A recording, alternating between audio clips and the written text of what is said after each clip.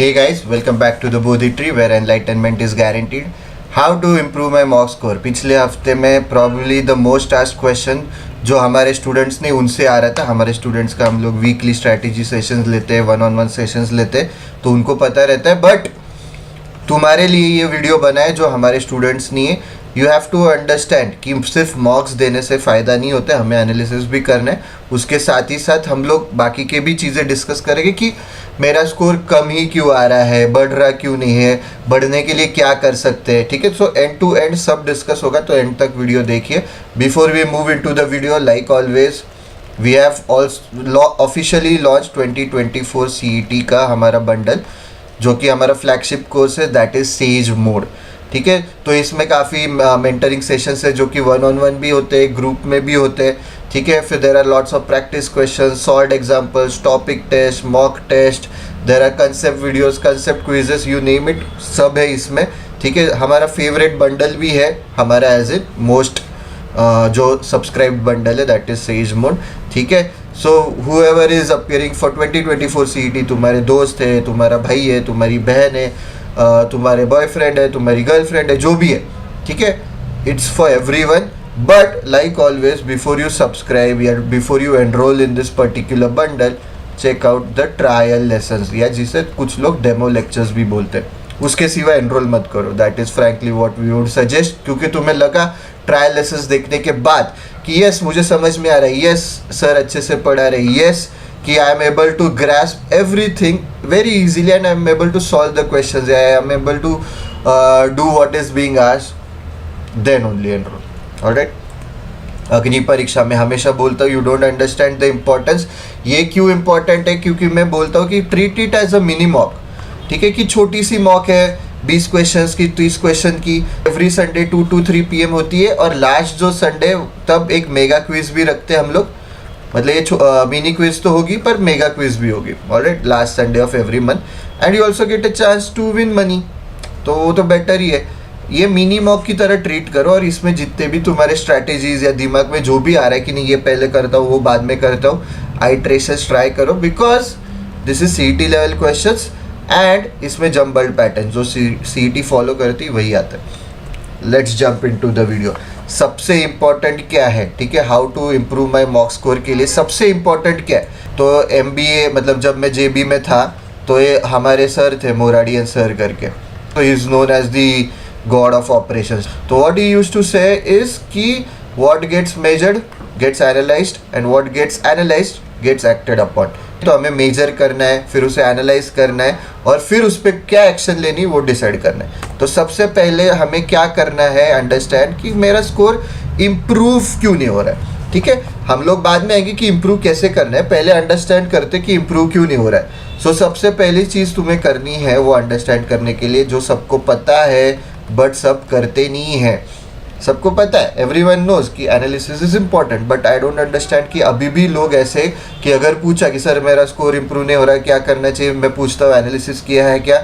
नहीं, एनालिसिस करना होता है पता है सर, बट उसमें बहुत टाइम जाता है. इट्स फाइन, अगर तुम्हारा 2.5 आवर्स का मॉक है, 1 to 1.5 आवर्स अगर मिनिमम एनालिसिस के लिए दे रहे हो, तो 4 आवर्स तुम दो मॉक के लिए, इट्स फाइन. ठीक है, इट्स वेरी इंपॉर्टेंट. ये एनालिसिस नहीं करोगे तो मॉक दे के फ़ायदा ही नहीं है. मॉक हम लोग प्रैक्टिस के लिए नहीं देते, प्लीज़ अंडरस्टैंड. मैं हमेशा बताता हूँ, mocks we give to strategize, strategy बनाने के लिए, टू अंडरस्टैंड कि मेरी वीकनेस क्या है, स्ट्रेंथ्स क्या है, किस पे मैं ज़्यादा टाइम वेस्ट कर रहा हूँ, मेरे सिली मिस्टेक्स कितने हो रहे हैं, नेक्स्ट मॉक में मैंने क्या स्ट्रैटेजी यूज़ करनी चाहिए, ये मॉक में जो स्ट्रैटेजी यूज़ की वो काम में आ रही है क्या.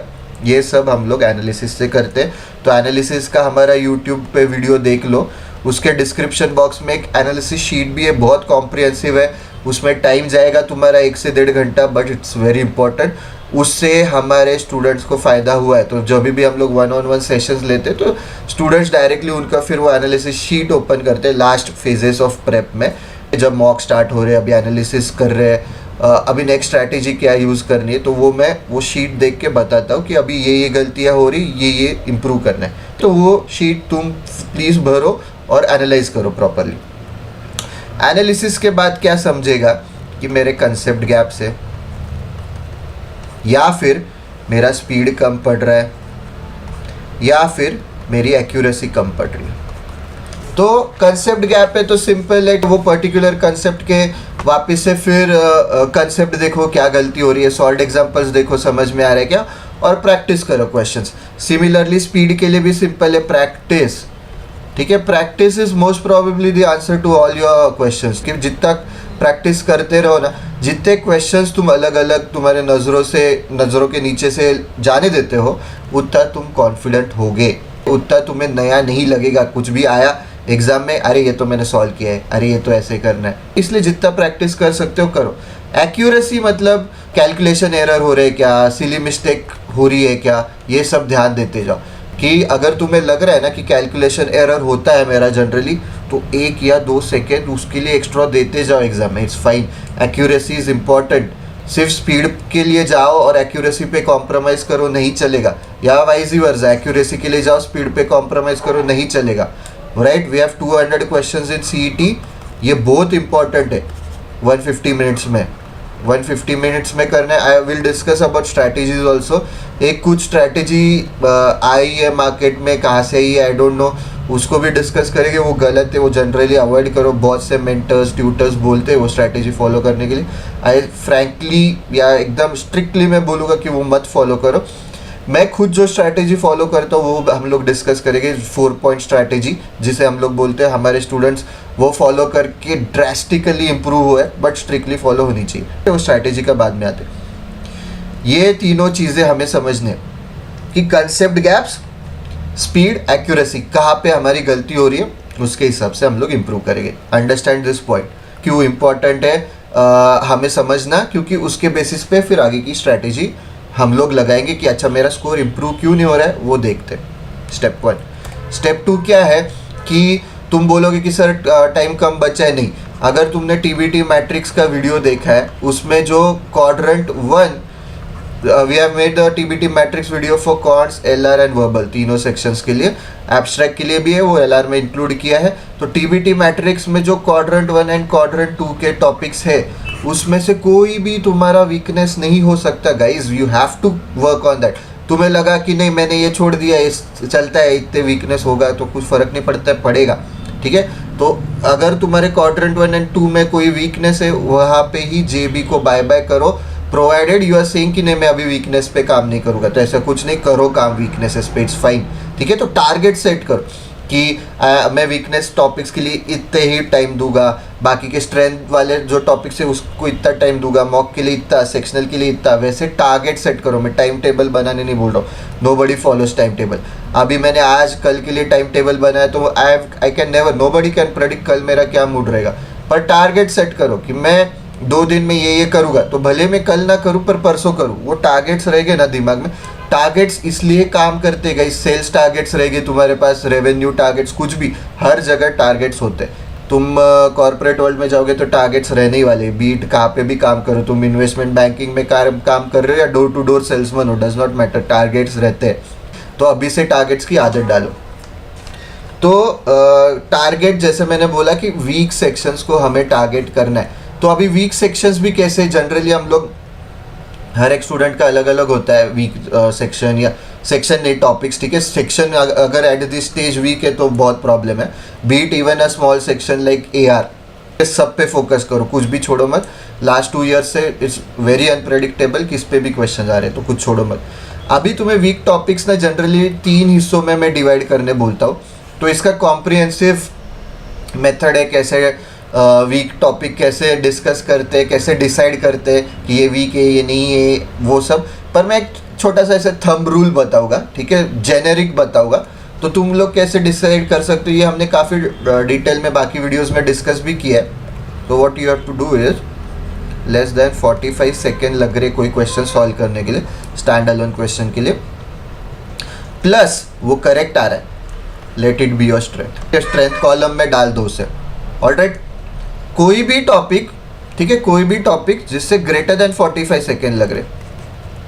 थंब रूल है कि डिटेल में हर एक स्टूडेंट का अलग होता है, पर अभी थंब रूल है, सबको मैं एक वीडियो बना रहा हूँ इसलिए ऐसे बता रहा हूँ। ग्रेटर देन 45 सेकेंड लग रहा है, सही आ रहा है, उसको स्ट्रेंथ और वीकनेस के बीच में डालो। स्ट्रेंथ एंड वीकनेस के बीच में मीडियोकर या मीडियम ऐसे कुछ डालो तुम्हारे हिसाब से।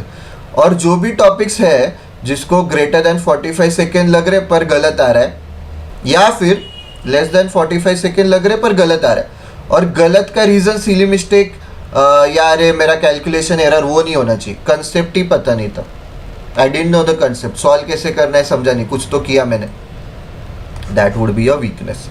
ये 3 हिस्सों में डिवाइड करो, स्ट्रेंथ्स के लिए फिर अलग से टाइम दो, मीडियम के लिए अलग से, वीकनेस के लिए अलग से। बट अभी तुम्हारा प्रायोरिटी क्या होना चाहिए, कौन सा टॉपिक होना चाहिए, मीडियम लेवल के, इसको तुम्हें ये वाले कॉलम में भेजना बहुत ज़रूरी है, वेरी इंपॉर्टेंट। एंड ऊपर से अगर ये टीबीटी मैट्रिक्स के quad 1 and quadrant 1 and quadrant 2 में रह गए तो वैसे वाले टॉपिक्स ढूंढो, प्लस वीकनेस के लिए भी वैसे वाले टॉपिक ढूंढो, पर पहले इस पे फोकस करो मीडियम। कोई अगर तुम्हें बोला कि वीक सेक्शंस वाले या वीक टॉपिक्स वाले अभी छोड़ दो तो वो गलत है, प्लीज़ डोंट इग्नोर। ऐसे टॉपिक्स तुम 100% छोड़ सकते हो, वो तो मैंने पहले भी बोला है कि जो क्वाड्रेंट 3 एंड 4 में आ रहे हो वो छोड़ दो, it's fine at this stage. पहले पर इनको फोकस करना है, और ऐसे डिवाइड करके तुम प्रॉपर एक एक्सेल शीट बनाओ कि स्ट्रेंथ क्या है, वीकनेस क्या है, मीडियम क्या है, हर एक सेक्शन वाइज, मतलब एलआर के कौन से टॉपिक्स है, कॉन्ट्स के कौन से टॉपिक्स है, वर्बल के कौन से टॉपिक्स है। तुम्हें लगा तो एब्स्ट्रैक्ट का अलग से बनाओ 4 सेक्शंस का, पर ऐसे डिवाइड करो, इसके बेसिस पे फिर इनको टारगेट करो। ऑलराइट, नेक्स्ट पॉइंट इज कि ये काफ़ी कॉमन है कि सर नहीं मेरे सारे कंसेप्ट क्लियर है, मेरा कंसेप्ट गैप ही नहीं है, still I am scoring less. तो बहुत सिंपल है कि इसके लिए क्यों तुम स्कोर लेस कर सकते हो कि तुम्हारा स्पीड कम है। एक तो तुम्हारा स्पीड कम है, ऑलराइट, तो स्पीड कैसे कम हो सकता है, तुम्हारे मैथ्स के कैलकुलेशन कम है, कैलकुलेशन का स्पीड कम है, यही एक रीज़न है स्पीड कम है। क्या इस कंसेप्ट क्लियर है पर I am still scoring less, तो मेन रीज़न स्पीड लेस है। तो स्पीड लेस अलग अलग हो सकते हैं, जैसे मैथ्स का कैलकुलेशन हो गया, एक रीडिंग स्पीड हो गया, ये भी इंपॉर्टेंट है, रीडिंग स्पीड प्लस कॉम्प्रिहेंशन। तो कॉम्प्रिहेंशन मतलब आरसी नहीं बोल रहा हूँ मैं, कॉम्प्रिहेंशन मतलब पजल पढ़ रहे हो या फिर एक बड़ा डीआई का क्वेश्चन है, कुछ भी पढ़ रहे हो, बड़े बड़े सेट्स, तो तुम्हें तुरंत समझ में नहीं आ रहा है कि अरे क्या दिया है, तुमको 2 बार पढ़ना पड़ता है, 3 बार पढ़ना पड़ता है, तो कहीं ना कहीं तुम्हारा कॉम्प्रिहेंशन वीक है। मैथ्स कैलकुलेशन तो है ही, इसके लिए मैं हमेशा बताता हूँ कि कोई भी रैंडम नंबर लेते जाओ, 378 इंटू 45 46 ले लो, कभी फिर 493 इंटू 378 कर लिया, एग्जाम्पल दे रहा हूँ। ऐसे 5-10 नंबर्स डेली प्रैक्टिस करो, क्यों, क्योंकि कैलकुलेशन इन्वॉल्व होने ही वाले एग्जाम में, तो why not practice. Similarly reading speed का जैसे मैं हमेशा बोलता हूँ, एडिटोरियल सेक्शन रोज पढ़ो, उसमें तुम्हें वोकैब का भी काम आएगा, रीडिंग स्पीड भी बढ़ेगा, कॉम्प्रिहेंशन भी अच्छा होगा। But it's important, all this 3 things very important, इस पे फोकस करो। एडिटोरियल पढ़ते रहो, जनरली ये पहले स्टार्ट करना चाहिए जब मैंने वो वीडियो डाला था, but it's fine, better late than never, अभी स्टार्ट करो, it's fine, totally fine. Editorial section 2-3 कोई भी तुम्हारे फेवरेट आर्टिकल्स, तुम्हें टेक अच्छा लगता है, फैशन अच्छा लगता है, फाइनेंस अच्छा लगता है, ऑटोमोबाइल, जो भी इंडस्ट्री अच्छा लगता है, 2-3 आर्टिकल्स लेते जाओ, पढ़ते जाओ, highlight the important words, separate notebook बनाओ, उसमें वो वर्ड एंड मीनिंग लिखते जाओ, तो तुम्हारा वोकैब भी होगा, रीडिंग स्पीड भी बढ़ेगा, कॉम्प्रिहेंशन भी अच्छा होगा। मैथ्स कैलकुलेशन के लिए ये रोज करते जाओ। 10 नंबर्स टारगेट सेट कर दिया, 10 नंबर्स नहीं, 10 क्वेश्चंस, अलग अलग नंबर्स, कभी डिवीजन, कभी प्लस, कभी माइनस, कभी साथ में रैंडम, ऐसे नहीं कि क्वेश्चन ढूंढते रहो, इतना पागलपन मत करो कि क्वेश्चन ढूंढने तुम्हें कैलकुलेशन के, अगर हमें क्वेश्चन देने तुम्हें कैलकुलेशन के तो हम भी रैंडम देते हो, वो तो तुम बना सकते हो, नॉट एन इशू। ऑल्सो ये सब का एक रीज़न और हो सकता है कि तुम लोग फोकस नहीं हो, पढ़ते टाइम तुम्हारा थोड़ा सा माइंड यहाँ वहाँ डिविएट होता है, इसलिए भी कभी कभी समझने के लिए टाइम लगता है, या फिर 2-3 बार पढ़ना पड़ता है, तो तुम फोकस नहीं हो। तो फोकस करने के लिए एक अलग से वीडियो भी बनाएंगे, बट अगर शॉर्ट में बताने तो वॉट एवर भी, सबका अलग अलग होता है। मेडिटेशन करो, ठीक है, कि दिन में आधा घंटा 1 घंटा ऐसे दो कि जिसमें तुम एग्ज़ाम के बारे में नहीं सोच रहे, थोड़ा माइंड को रिलैक्स करो, तो तुम फोकस होगे जब तुम मॉक्स दे रहे हो या जब सीईटी पे जाओगे। जिम करो, फुटबॉल खेलो, प्ले स्टेशन खेलो, टीवी सीरीज़ देखो, जो भी करना है करो, बट फोकस रहो जब तुम एग्ज़ाम दे रहे हो, मॉक दे रहे हो। मॉक देते टाइम एकदम जोन में होना चाहिए तुमने, तो बाकी की चीज़ें भूल जाना चाहिए। ऑलराइट, तो फोकस के रिलेटेड, क्योंकि बहुत सारा लोग पूछते हैं कि फोकस कैसे करना है, कॉन्फिडेंट कैसे रहना है, उस पर अलग से वीडियो बनाएंगे। बट अगर शॉर्ट में बताना है तो ये। Fourth point, strategies. तो एक जो मैं 4 पॉइंट स्ट्रैटेजी जो हमारे टीबीटी के स्टूडेंट्स फॉलो करते हैं उसको ही डिस्कस करेंगे, बट जो मैं खुद यूज़ करता था, ठीक है, जो मैंने खुद जेई के लिए यूज़ किया है, ऑब्वियसली आइट्रेशंस क्योंकि जेई में नेगेटिव मार्किंग्स थे, कैट के लिए यूज़ किया है, सीईटी के लिए यूज़ किया, जैट के लिए यूज़ किया और सभी क्रैक किए। बट एक कुछ तो आई डोंट नो कि 30 मिनट्स में 40 क्वेश्चंस, ये कुछ स्ट्रैटेजी आ रही जैसे 30 मतलब बेसिकली क्या किया है, 150 डिवाइडेड बाय 5, मतलब 150 मिनट्स है एंड 200 डिवाइडेड बाय 5, तो 30 मिनट्स में 40 क्वेश्चन करो, एटलीस्ट देखो, सॉल्व नहीं किया तो ऐसे। तो ये स्ट्रैटेजी का कोई मतलब नहीं है फ्रैंकली स्पीकिंग। क्यों 5 हिस्सों में, अगर मैं ऐसे किया तो 15 मिनट्स में 20 करो, ये एक स्ट्रैटेजी हो जाएगी तुम्हारे हिसाब से। तो 60 मिनट्स में 80 क्वेश्चंस करो, डबल कर दिया मैंने। तो मतलब नहीं है, ऑलराइट, तुम्हें ये ऐसे फ्लेक्सिबल नहीं है। व्हाट इफ कि पहले 30 मिनट में जो मैं 40 क्वेश्चन अटेम्प्ट कर रहा हूँ या देख रहा हूँ वो सारे एकदम ईजी है, तो मैं टेक्निकली 30 मिनट में ज़्यादा भी कर सकता हूँ, तो क्यों 40 ही करना है। या फिर उल्टा कि पहले 30 मिनट में सारे पजल्स डीआईजी डाले हैं, तो इससे क्या होगा कि तुम्हारा कॉन्फिडेंस, मतलब हर 30 मिनट के बाद तुम देखोगे अरे मेरे 40 नहीं हुआ, पैनिक स्टार्ट हो जाएगा, तुम्हारा पैनिक मोड में जाओगे। नेक्स्ट का तुम्हारा पूरा 2 घंटा एकदम गंदा जाएगा, बिलीव मी, ये देखा है मैंने स्टूडेंट को। मैं स्टूडेंट्स को पूछता था कि कौन सा स्ट्रैटेजी यूज़ कर रहे हो, तो ये 30-40 कुछ तो बता देते, 30-40 आई थिंक ऐसे कुछ तो बोलते हैं, 30-40 स्ट्रैटेजी, जो कि मैंने देखा है कि बहुत सारे मेंटर्स बताते हैं, ट्यूटर्स बताते हैं, जो कि I don't know, may be उन्होंने फॉलो किया है, नहीं फॉलो किया, उनके लिए काम हुआ है नहीं हुआ है, but frankly speaking don't follow this strategy. मैं जो स्ट्रैटेजी बताता हूँ वो फॉलो किया, उनका स्कोर ड्रास्टिकली बढ़ा है कि 100%। तो इसमें कैसा है कि बिल्कुल भी फ्लेक्सिबल नहीं है, इससे तुम हमें 100% पैनिक होने वाले हो अगर कुछ तुम्हारे फेवरेबल कंडीशन नहीं आई एग्जाम में कि 30 मिनट में 40 करने, अरे बहुत मुश्किल क्वेश्चन है, मेरे तो 30 मिनट में 10 ही अटेम्प्ट हुए। हो सकता है 10 पहले जो 10 थे कि जो डिफ़िकल्ट एक डीआई एक पजल था, तुम्हें 30 मिनट लगे और एक्चुअली तुमने अच्छा किया है उसमें, पर तुम पैनिक हो जाओगे क्योंकि हमें 40 करने थे कि 40 देखने हैं मुझे पर मैं देख नहीं पाया, वैसे मत करो। या फिर बहुत इजी आ गया और 30 मिनट में तुमने 60 देखने चाहिए पर तुम्हारा माइंडसेट है कि नहीं 40 ही देखने हैं मुझे 30 मिनट में, अरे बहुत टाइम है मेरे पास, आराम से करो, फिर तुम रिलैक्स स्टेट में जाओगे, अरे मैं ऑलरेडी 20 मिनट में 35th क्वेश्चन पे हूँ, पर आइडियली वो बहुत इजी क्वेश्चंस थे, तुमने 20 मिनट में you should have been on the 45th question, वैसे भी हो सकता है। तो फ्लेक्सिबल नहीं है। अगर तुम लोगों ने ए टीम मूवी देखा है तो उसमें एक IAO करके बोलता है कि जो मेन है लियाम नीसन, वो बोलता है कि इम्प्रोवाइज एडेप्ट एंड ओवरकम। इसका मतलब क्या है कि प्रेजुडिस्ड माइंड से मत जाओ मॉक्स देने या सीईटी के टाइम कि ये ऐसे करना है वैसे करना है। जो भी क्वेश्चन का मेरिट है उसके बेसिस पे तुम्हें टैकल करना है। तो वही एक क्रक्स है हमारे 4 पॉइंट स्ट्रैटेजी का, जो कि मैं खुद यूज़ करता था ये सारे एग्जाम्स में और सारे मैंने क्रैक किए। ऐसे नहीं कि कोई भी एग्जाम, सारे क्रैक किए ये यूज़ करके। 4 पॉइंट स्ट्रैटेजी, अभी 4 पॉइंट स्ट्रैटेजी का एक इम्पॉर्टेंट कंसेप्ट क्या है कि यू हैव टू, ईगो तो आना नहीं चाहिए, बहुत बड़ी बात है कि ये ईगो आता है बीच में हमेशा तुम्हारे लोगों के कि अरे मैं तो जब मॉक्स देता था मैं पजल्स इजीली सॉल्व करता था, ये पजल आया, ये क्या है, मतलब मेरे सामने नहीं खड़ा रह सकता, मैं इसे सॉल्व करके दिखाऊंगा। डाल दिया उसमें 25 मिनट, 5 क्वेश्चन, उसमें भी 2 गलत 3 सही आए, क्या मतलब है? मतलब यूजलेस है वो, वेस्ट। तुम्हारा वहाँ पे JB सिडनी टॉप 5 कॉलेजेस को बाय बाय बोल दो, वैसे मत करो।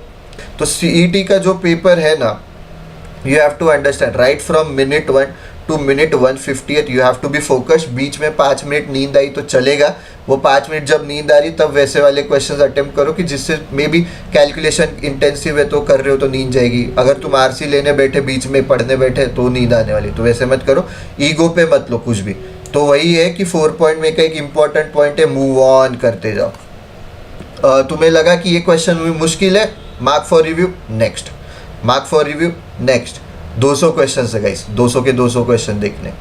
So it's important. प्लस क्या है कि एग्ज़ाम लिखते टाइम है ना, ये हम लोग जैसे मैंने बोला कि ये वाले पॉइंट में डिस्कस करेंगे कि फोकस्ड कैसे रहना है, कॉन्फिडेंस कैसे बढ़ाना है। बट एग्ज़ाम लिखते टाइम, मॉक लिखते टाइम, एक तो नेगेटिव थॉट्स मत लाते जाओ कुछ भी, अरे यार मेरा ऐसे होता था मॉक्स में, अरे यार वैसे होता था। पॉजिटिव थॉट्स लाओ, पर ये भी मत सोचो कि मैं एग्ज़ाम के बाद ये करने वाला हूँ, वो करने वाला हूँ, ये एग्ज़ाम के टाइम में मतलब मे बी तुम्हारा सब 200 के 200 क्वेश्चन हो गया, थोड़ा 1 मिनट रिलैक्स होना है, तब वो लाओ थॉट। बट जनरली अवॉइड करो, क्योंकि तुम्हें वो जोन में जाना है। ठीक है, तो जोन में कैसे जाना है वो मैं बताऊंगा, बट ये अगर ऊपर ऊपर से बताना ये वीडियो में तो मैं कवर कर रहा हूँ। I hope this is clear. ये प्रेजुडिस माइंड से एग्जाम में जाना ही नहीं, ये क्वेश्चन आया तो मैं सॉल्व करूंगा, वो क्वेश्चन आया तो मैं छोड़ दूंगा, नहीं। डिफिकल्टी लेवल ऑफ क्वेश्चन पे जज करना है, मूव ऑन करना है हमें। 4 पॉइंट स्ट्रैटेजी यूज करनी है, जो हमारे टीबीटी स्टूडेंट्स को पता है। ईगो और मूव ऑन, ईगो लाना नहीं है, मूव ऑन करना है। आया क्वेश्चन, अरे मुश्किल लग रहा है, move on, don't waste your time. And अलग अलग आइट्रेशंस ट्राई करते रहो एग्जाम में, जब भी मॉक्स दे रहे हो, एग्जाम में नहीं मॉक्स में। एक 5th पॉइंट बहुत इंपॉर्टेंट है कि मॉक्स लिखने को डरो मत, ठीक है, कि मेरी फट रही है, अरे मेरा सिलेबस नहीं हुआ, अब अभी नहीं लिखोगे तो कब लिखोगे मॉक्स। जस्ट को मतलब ऐसे भी हो रहा है कि कुछ कुछ लोगों ने मॉक्स लिखना ही स्टार्ट नहीं किया है कि सर मेरा सिलेबस कंप्लीट नहीं हुआ। कितनी बार बोलूँ कि सिलेबस कंप्लीट तुम्हारा होगा ही नहीं, कहीं ना कहीं तुम बोलोगे ये बाकी, वो बाकी, ये किया नहीं, वो मेरे दोस्त ने वो किया है, फोमो होगा। नहीं, मॉक्स स्टार्ट करो, मॉक्स से हमें पता चलेगा तुम्हारा स्ट्रेंथ क्या है, वीकनेस क्या है, कि इसमें टाइम ज़्यादा जा रहा है, नेक्स्ट स्ट्रैटेजी क्या होनी चाहिए, पढ़ाई की स्ट्रैटेजी क्या होनी चाहिए बेस्ड ऑन तुम्हारा मॉक का एनालिसिस। तो ये जिन्होंने स्टार्ट नहीं किया डर से, ऐसे भी है कि जिनका कम स्कोर आ रहा है तो मैं मॉक नहीं लिखूंगा। आई नो कि डिपेंडिंग ऑन तुम्हारा स्कोर कितना है, वो वीडियो हमने बनाया कि 80 90 से नीचे है तो तुमने कितने मॉक्स लिखने चाहिए, पर मॉक्स लिखने चाहिए, डरना नहीं है। जस्ट बिकॉज कि एक बार फेल हो चुके हैं तो फेलियर के डर से तुम ट्राई नहीं कर रहे हो, तो you will never be anywhere, you will be stuck, एक ही प्लेस में अटके रहोगे, आगे बढ़ोगे ही नहीं। Understand that dreams are made outside the, ये बहुत मैं हमेशा बोलता हूँ, आउटसाइड द कंफर्ट जोन। तुम जिसमें भी तुम्हें कंफर्टेबल लग रहा है ना, मत करो वो कंफर्टेबल जो लग रहा है ना। Dreams die in the comfort zone, या dreams are made outside the comfort zone ऐसे बोलते हैं। तो तुम्हें जो भी चीज़ें, अरे हाँ मज़ा आ रहा है, मज़ा आ रहा है, अरे मुझे कॉन्ट्स करने में मज़ा आ रहा है, मैं कंफर्टेबल हूँ, नहीं। तो एलआर और वर्बल, तुम्हें कॉन्ट्स करने में मज़ा आ रहा है इसलिए तुमको एलआर और वर्बल नहीं आने वाला कि एग्जाम में। नहीं, पढ़ो कि जो भी तुम्हारे वीकनेसेस है, जो भी तुमको लग रहा है कि अरे कम स्कोर आ गया मेरा, अभी मैं मॉक्स ही नहीं लिखता हूँ, नहीं, मॉक्स देंगे पर 2-3 दिन के गैप के बाद, समझ रहे हो, वो 2-3 दिन में ये मॉक के एनालिसिस के बाद जो भी समझा कि ये मेरा वीकनेस है, ये स्ट्रेंथ है, ये स्ट्रैटेजी यूज़ करनी चाहिए थी, मैंने ठीक से मूव ऑन नहीं किया, ईगो पे ले लिया, मार्क फॉर रिव्यू नहीं किया, बाद में मैंने चेक नहीं किया, जो भी स्ट्रैटेजी है, जो भी यूज़ करना है। बट हम लोग पहले वो 2-3 दिन में वो वीकनेसेस जो ये बनाने बोला मैंने कि इसके बेसिस पे ये वाले टारगेट करेंगे, यहाँ पे लाने की कोशिश करेंगे। स्ट्रेंथ्स को भी करना है प्रैक्टिस, पर इनको ज़्यादा करना है। ऑलराइट, मतलब ध्यान रखो तुम्हारे हिसाब से कि स्ट्रेंथ के लिए मैं अगर दिन में 1 घंटा दे रहा हूँ प्रैक्टिस करने के लिए, वो मीडियम वालों को 2 घंटा दो, 3 घंटा दो, वीकनेसेस वालों को एज ऑफ नाउ कम दो, बाकी के फिर अगर मॉक दे रहे हो जिस दिन, क्योंकि मॉक्स में 4 घंटा 4.5 घंटा जाएगा, considering you are doing proper analysis as well. I hope this is clear कि don't be afraid to write mocks दो।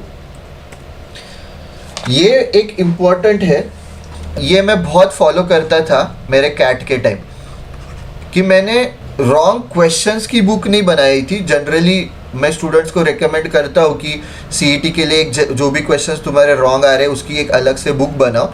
पर इसके ऊपर मैं क्या सजेस्ट करता हूँ कि इंस्टेड ऑफ सिर्फ रॉन्ग, तुम्हें लगा कि अरे ये रॉन्ग कैसे है, रॉन्ग अलग अलग रीजंस की वजह से होता है कि कंसेप्ट पता नहीं, इसीलिए मिस्टेक कर दिया, ऑप्शन मतलब आंसर सही निकाला, ऑप्शन गलत आया, तो एग्जैक्टली रॉन्ग नहीं, बट तुम्हें लगा कोई क्वेश्चन स्पेशल है, ये ऐसे क्वेश्चन मैंने देखा नहीं, तो उसकी जनरली बुक बनानी चाहिए। क्यों? क्योंकि जस्ट बिफोर द एग्जाम 3-4 दिन पहले रिवीजन कर रहे तो वो सब क्वेश्चंस देखेंगे हम लोग, और वैसा एग्जैक्ट क्वेश्चन तो नहीं आएगा पर ऊपर नीचे वैसा क्वेश्चन आया एग्जाम में, तो यू हैव एन एज कि बाकी के स्टूडेंट्स वो क्वेश्चन कर नहीं पाएंगे, मे बी उन्होंने देखा नहीं है या उन्होंने छोड़ दिया था या जो भी है, पर तुम्हें वो एज रहेगा कि मैंने ऐसे ऐसे क्वेश्चन सॉल्व किया, एक कॉन्फिडेंस रहेगा, इसलिए जितने क्वेश्चंस नज़रों के नीचे से जा सकते जाने देने चाहिए, तो वो क्वेश्चन तुम सॉल्व कर पाओगे और उसकी वजह से तुम्हारे चांसेस बढ़ते जाएंगे। ऐसे जितने ज़्यादा क्वेश्चंस रहेंगे उतना तुम कंफर्टेबल रहोगे कि यार ये क्वेश्चन मैंने सॉल्व किया। तो एक रॉन्ग क्वेश्चंस की बुक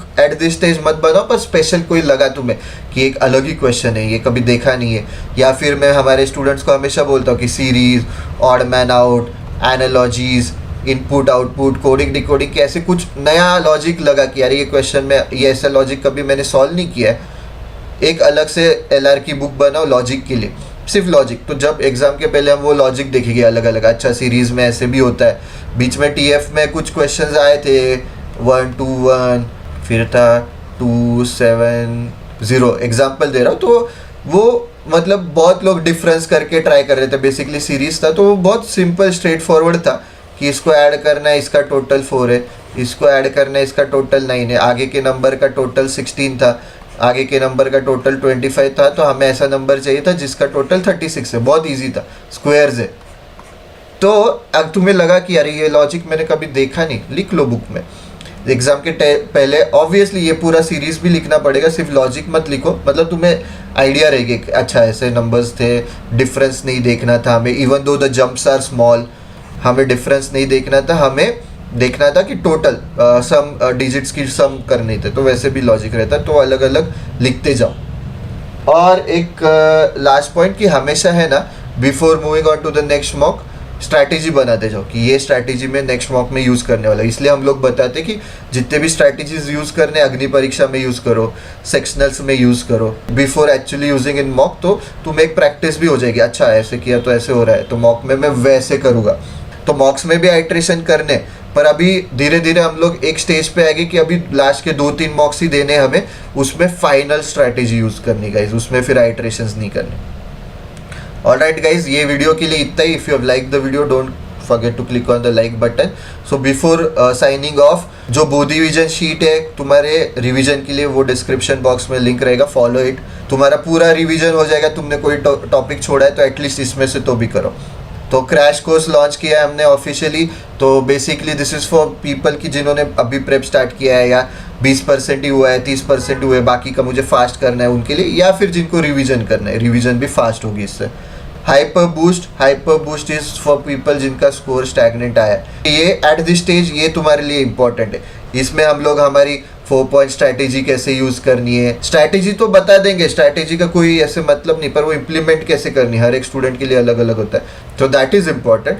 प्लस वो स्ट्रैटेजी के बाद देर आर स्टूडेंट्स जिनका 25 से 30 से मार्क स्कोर बढ़ा है in very short span of time, कि 5 दिन में 10 दिन में, ऑलराइट, कि स्टैग्नेंट हुआ है, स्कोर इंप्रूव करना है। सो अलग अलग स्ट्रैटेजीज डिस्कस होती है, शॉर्टकट्स, टिप्स, ट्रिक्स, तो this course is very helpful for you. Alright, that's it for this video guys.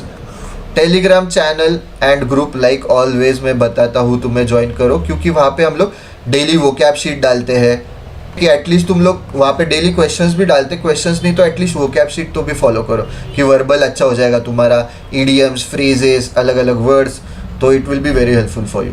Also tbtprep.com पे फ्री मॉक है, ऑलराइट, जिसके वीडियो सॉल्यूशंस है, और वो सॉल्यूशंस मैंने और मल्हार सर ने खुद बनाए, तो इतने अच्छे से वो सॉल्यूशंस बनाए कि सिर्फ सॉल्यूशंस देखते हो तो अभी भी तुम्हारे बहुत से कंसेप्ट्स क्लियर हो गए। Treat them as a sort example. तुम्हें अगर एक्चुअली वो मॉक देनी नहीं है तो एटलीस्ट वहाँ पे जाओ, रजिस्टर करो, सबमिट कर दो लगे तो डायरेक्टली, पर सॉल्यूशंस देखो जो भी है, at least go for the solutions.